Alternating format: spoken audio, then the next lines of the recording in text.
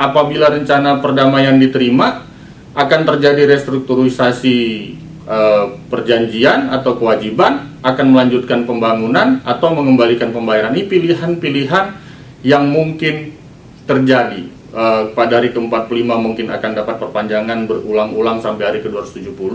Apabila rencana perdamaian diterima, akan terjadi restrukturisasi. Apabila terjadi rencana perdamaian, mungkin dilanjutkannya pembangunan.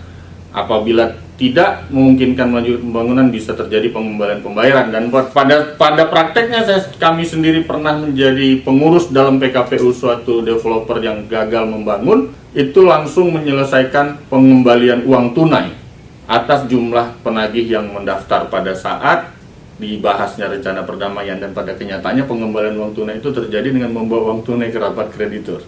Itu sangat menarik. Mungkin karena keterbatasan jumlah sehingga dapat dilakukan dengan cara yang demikian.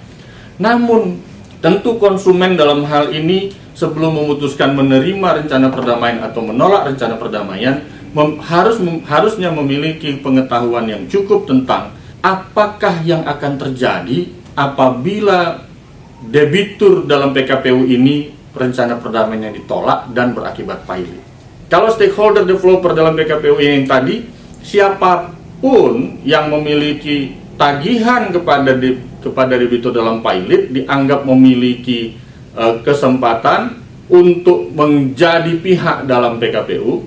Namun yang akan mendapatkan kesempatan untuk memberikan suara berdasarkan pasal 229 dan 2281 adalah kreditur separatis dan kreditur konkuren. Nanti akan dikategorisasi oleh pengurus berdasarkan pengawasan hakim pengawas. Namun apabila terjadi pailit, maka pihak-pihak inilah yang akan menjadi para penagih yang akan memperebutkan secara konkurensi maupun secara separatis memiliki tagihan terhadap harta pailit yang akan dibereskan oleh kurator nantinya. Sehingga konsumen yang tadinya dianggap sebagai raja dalam proses pemasaran sudah tidak dianggap lagi menjadi raja dalam proses kepailitan.